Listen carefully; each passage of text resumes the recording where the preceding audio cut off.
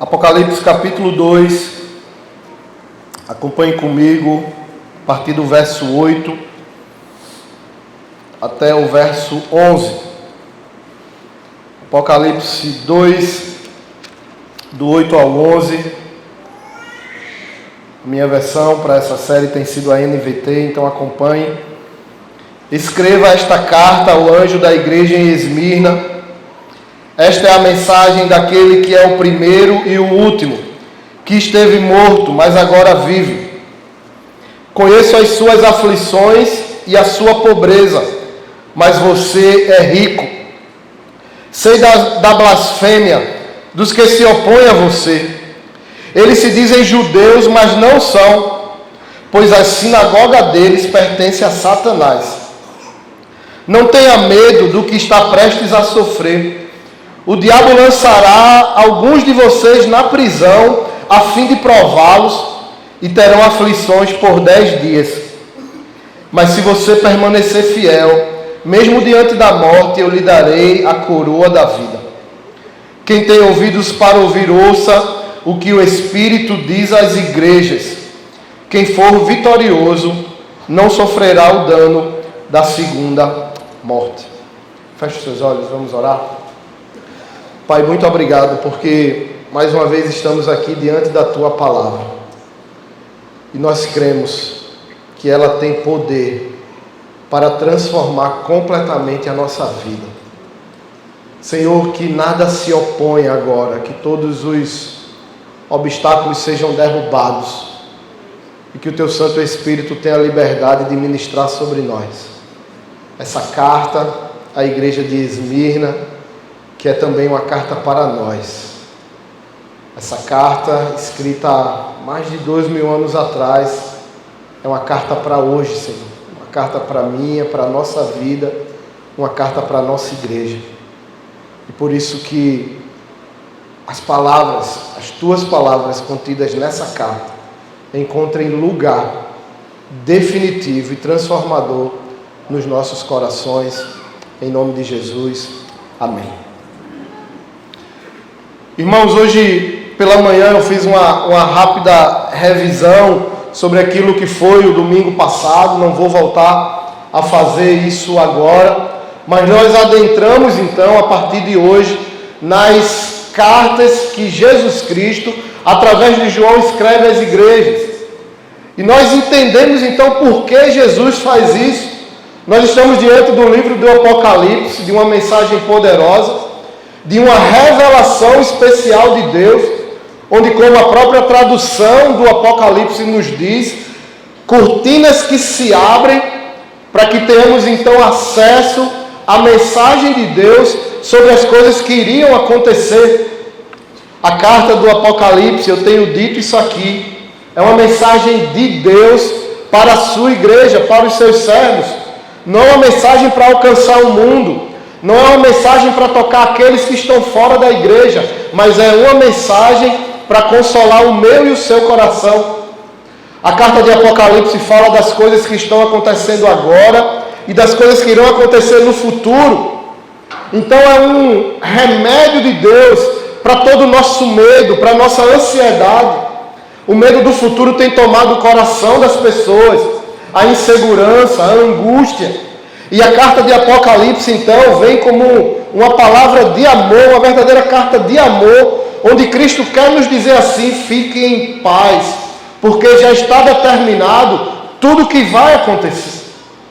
O final de todas as coisas está escrito e determinado pelo Senhor, o destino da igreja, o destino do mundo pecador, o exercício da justiça de Deus e a sua grande volta, onde nós, então, seremos ali levados como povo de Deus para viver na glória. Ah, irmãos, a mensagem do céu deve ser aquela mensagem que mais penetra o nosso coração, mais nos fortalece e exorta. É necessário para mim e para você tirar um pouco o olhar desse mundo. O nosso olhar está constantemente nas coisas daqui, nas circunstâncias que estão ao nosso redor. A gente olha para o mundo todo e a gente vê guerra, a gente vê morte, a gente vê mentira, a gente vê corrupção. Isso tira a nossa esperança, isso gera até desespero de saber onde é que esse mundo vai parar. A gente olha para a nossa própria vida, diante das nossas limitações, os conflitos que temos na nossa casa, as lutas, o diagnóstico muitas vezes de uma enfermidade, a notícia do desemprego, tantas coisas e tantas lutas, que muitas vezes tomam o nosso coração e o inimigo até usa disso para tirar a nossa alegria, para tirar a nossa esperança. Nos sentimos cansados, tristes, nos sentimos sobrecarregados com tudo isso que temos que carregar na nossa vida.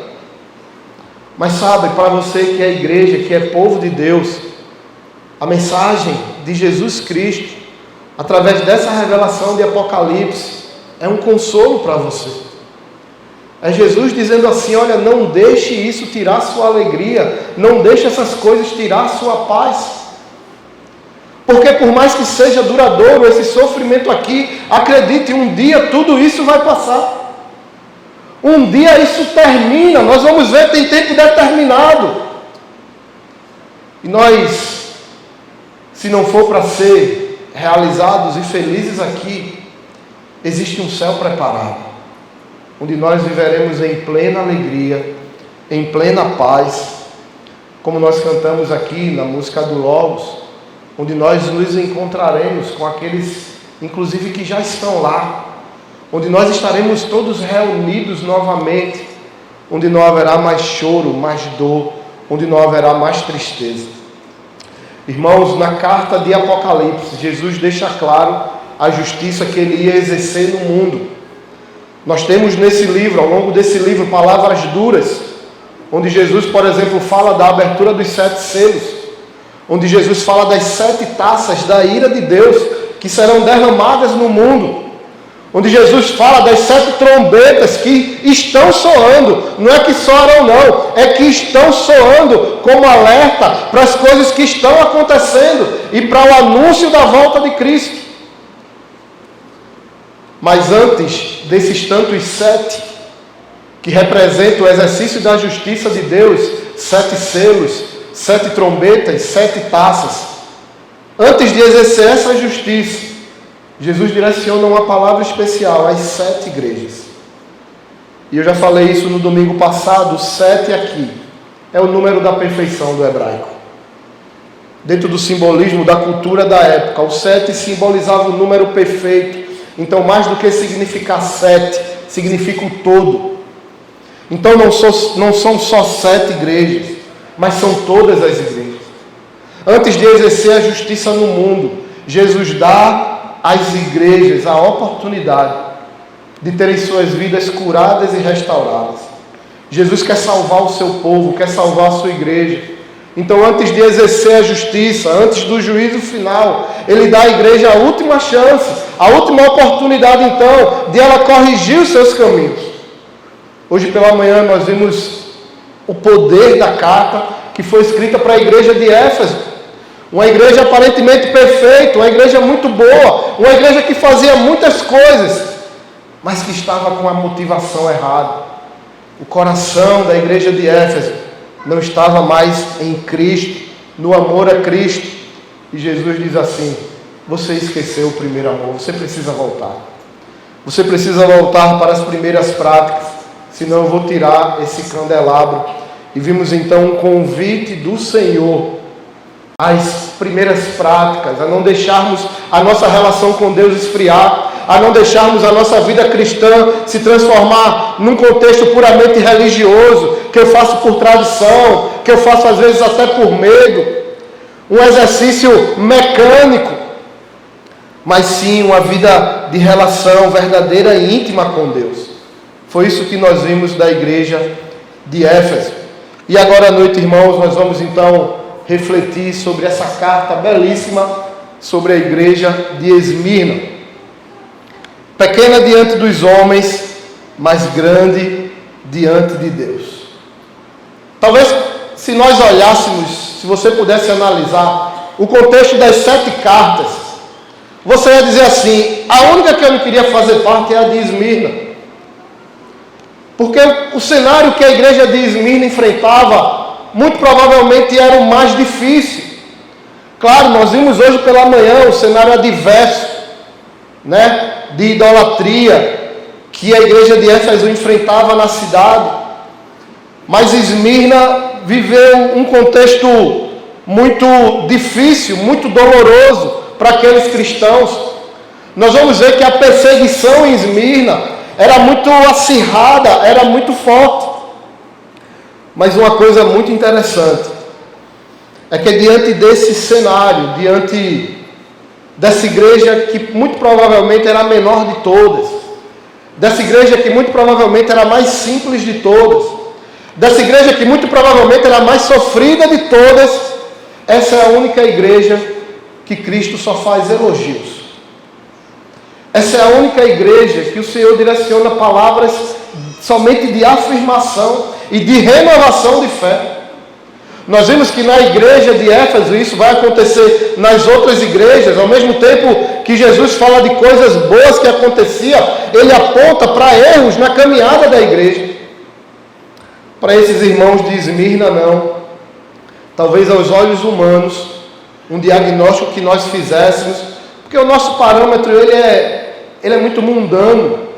Quando a gente quer avaliar a igreja, por exemplo, aquela igreja é grande, aquela é pequena. A gente olha tamanho de templo, a gente olha a quantidade de pessoas, a gente olha a estrutura financeira das pessoas que estão naquela igreja.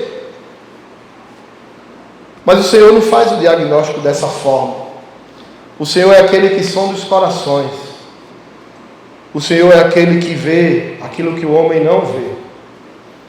Por isso Esmirna, diante dos homens, poderia ser uma igreja pequena, mas diante de Deus, nós vamos ver que ela era uma grande e poderosa igreja.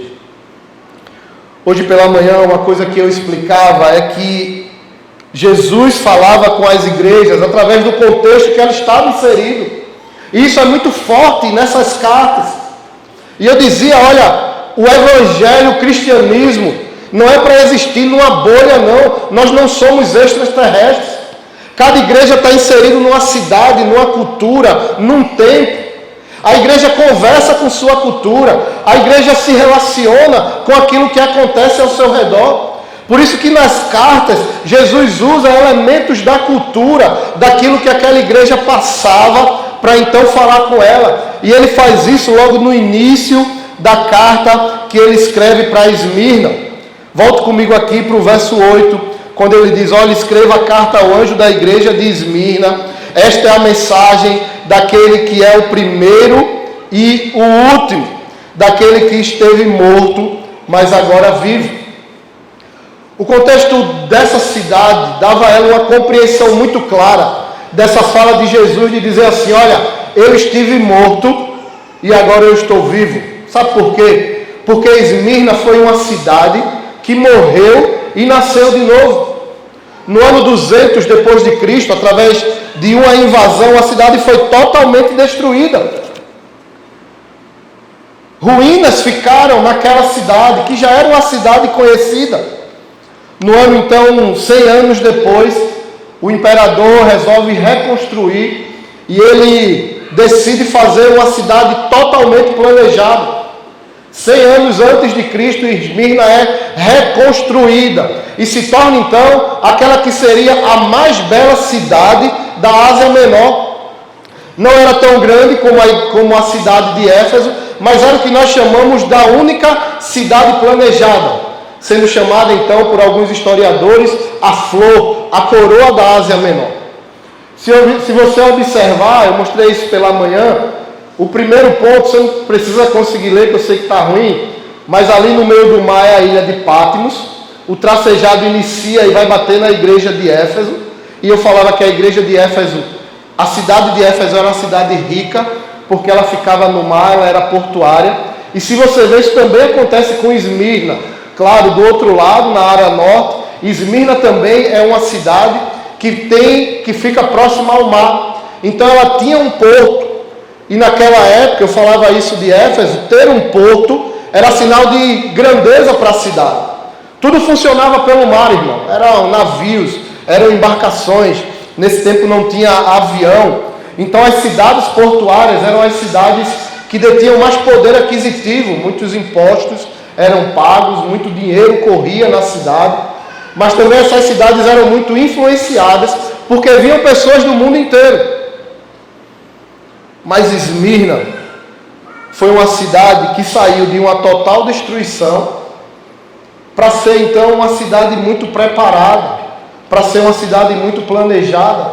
Eles realmente chegaram como cidade a praticamente morrer e depois reviveram ali já nos últimos anos, até o início do ministério de Jesus. Por isso que quando Jesus se apresenta para essa cidade como aquele que esteve morto, mas reviveu, ele sabia do que estava falando. Ele sabia do contexto que ele estava trazendo sobre aquelas pessoas. A cidade realmente foi totalmente reconstruída e isso dava a ela uma característica de infraestrutura diferente das outras. Você já teve a oportunidade de ver assim um lugar planejado? Muito provavelmente aqui no Brasil, talvez uma grande área da cidade de Brasília, né? Se você for lá, você vai ver Brasília foi planejada de uma forma muito arquitetônica. E quem consegue observar a maneira como funciona, as estradas, os locais onde você tem casa, onde você tem comércio, onde você tem indústria, é muito diferente de um lugar que vai crescendo no bolo. Ah, tem terreno ali, constrói, tem um terreno ali, invade, tem não sei o quê, né? Tudo aquilo meio bagunçado, meio tumultuado. Não sei se vocês conhecem algum lugar assim, conhece? A gente conhece bem, né? Prazeres não é Esmirna não, prazeres é prazeres mesmo, tá certo? Mas Esmirna é uma cidade muito bonita, inclusive se você depois pesquisar, ou então os casais que querem fazer uma viagem romântica, você pode ir hoje na Turquia e ir na cidade de Esmirna e você vai ver como é bela essa cidade. Eu também só conheço de imagem da internet, tá certo? Só conheço pelo Google lá. Quem não tem dinheiro para ir, pega o Google Earth lá, o Google Maps, e faz aquela viagem só de observação.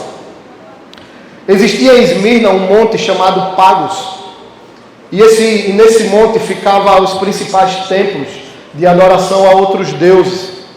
Eu falava também em Éfeso como pessoas do mundo todo frequentavam a cidade, o ecumenismo se torna um elemento muito presente. Cada pessoa quer chegar e cultuar o seu Deus. A idolatria naquela época, né, o politeísmo, e vários templos eram construídos. Mas, irmão, talvez você diga assim, mas André, por que numa cidade tão boa, numa cidade tão rica, a igreja era tão sofrida? Nós vimos que a igreja de Éfeso meio que acompanhava a grandeza da cidade. A igreja de Éfeso era uma igreja grande, numa cidade grande e rica. Mas a igreja de Esmirna era uma igreja pobre, numa cidade rica. E por quê? Por causa da perseguição.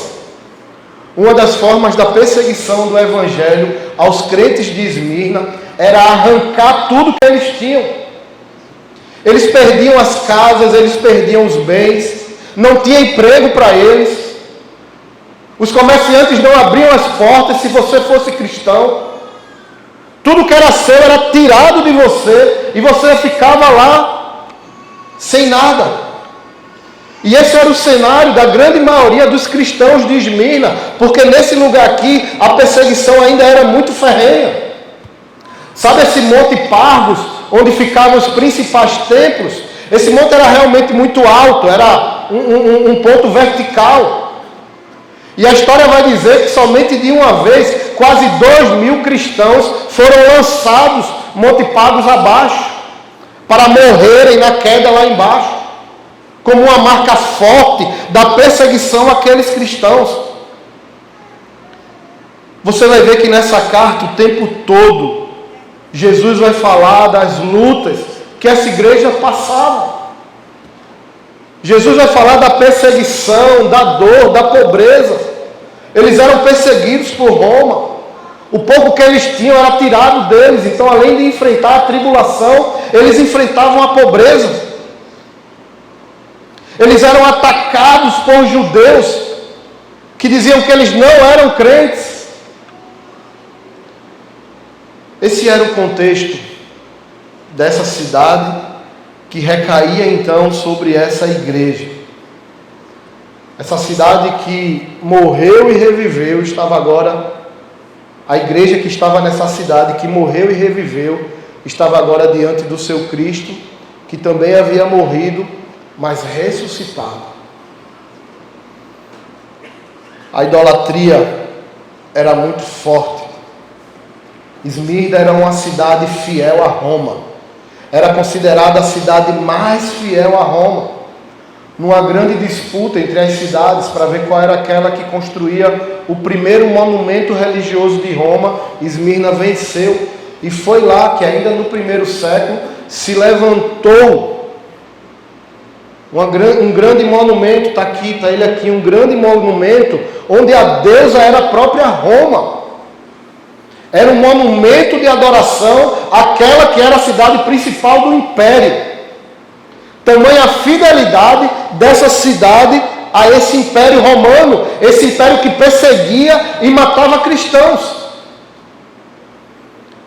E aí também é interessante observar que numa cidade onde era marcante a fidelidade ao império romano, Jesus vai convocar a igreja a ser fiel a ele. A ser fiel a ele. A igreja de Esmirna tinha grandes desafios diante dela para se manterem firmes no Evangelho.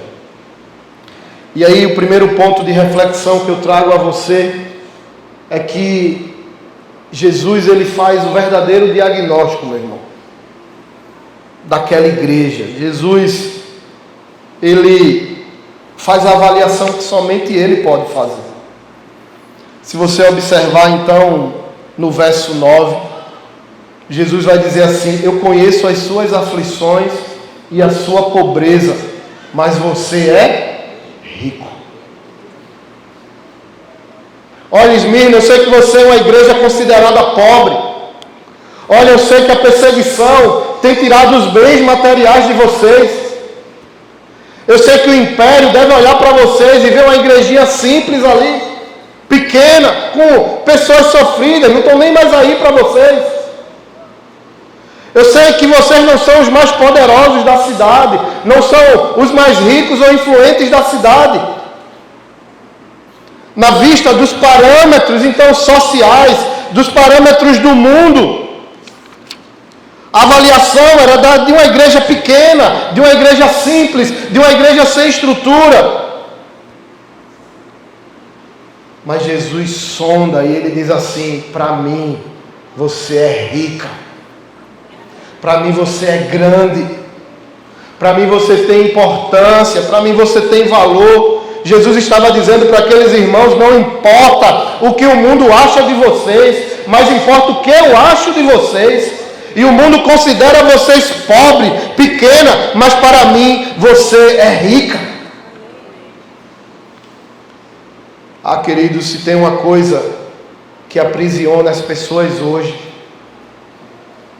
é a percepção do outro. Vivemos às vezes tão aprisionados com aquilo que o outro acha de nós. A gente fica preocupado, fica com medo se as pessoas gostam da gente, se as pessoas aprovam o nosso jeito, se as pessoas aprovam a nossa roupa, a nossa forma de ser. Passamos parte da nossa vida, às vezes, gastando o máximo de energia para atender a expectativa dos outros. Fazemos isso no nosso tempo de estudo, fazemos isso às vezes até na nossa casa, o filho que quer ser mais amado pelo pai ou pela mãe. No trabalho, então, para crescer, nós queremos atender a expectativa das pessoas. O que o outro acha sobre mim é uma preocupação constante. Vivemos nesse mundo maluco de exposição contínua da vida, onde eu tenho que estar mostrando foto, onde eu tenho que estar postando o que eu estou vendo, o que eu estou comendo, o que eu estou vestindo, como eu estou me divertindo, para criar uma opinião pública sobre mim. A ponto de então conquistar seguidores, pessoas que gostem de me ver, pessoas que gostem do meu jeito, pessoas que gostem então de ver o que eu estou fazendo. No mundo hoje o que vale é quem tem mais seguidores. uma verdadeira prisão. A preocupação constante para saber o que os outros pensam. Sabe o que eu e você nós temos que nos preocupar? É o que Deus pensa de nós. Quando Deus olha para mim e para você, qual é o diagnóstico que Ele faz? Irmão, só isso é necessário. É preciso só saber, pensar e sim se preocupar qual é a visão de Deus sobre nós. Aqueles que são da administração, que usam lá as ferramentas até da psicologia, tem uma ferramenta conhecida chamada a janela de Johari. Não sei quantos já fizeram o exercício, onde você faz ali os quadrantes e começa a escrever como eu me vejo, como o outro me vê, E aí você vai montando aquilo ali, você pede para alguém fazer também por você. Como é que você me vê? Coisas que eu vejo e coisas que eu não vejo. Tudo isso faz parte das tão faladas hoje jornadas de autoconhecimento, onde nós queremos aprofundar na compreensão do nosso próprio perfil. E eu já falei uma vez isso aqui. Isso é importante, desde que não sirva como justificativa para apenas validar as minhas falhas e os meus fracassos.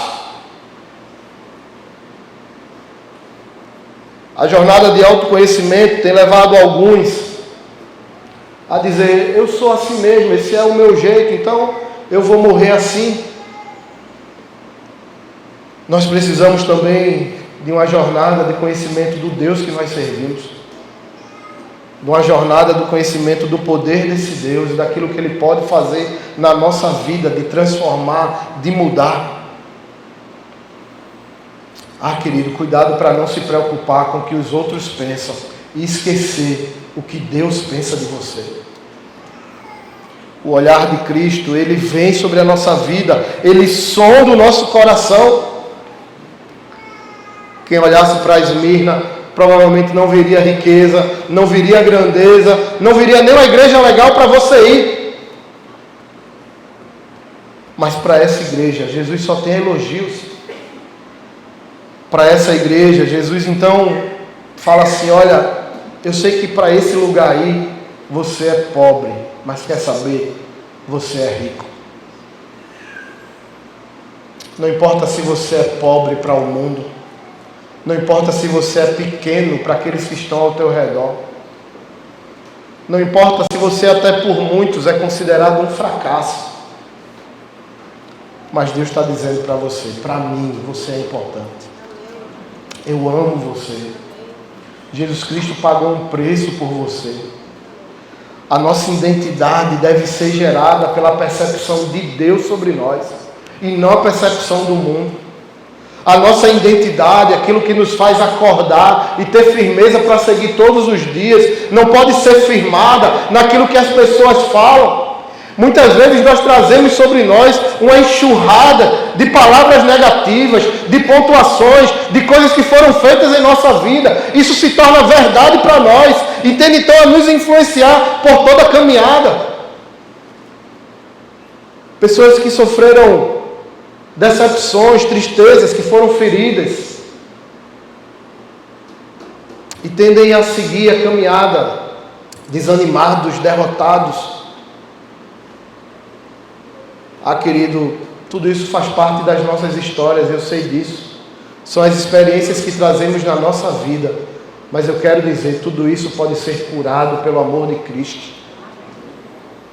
A percepção de Jesus é que deve influenciar você. A determinação de Deus sobre quem você é que deve valer para você.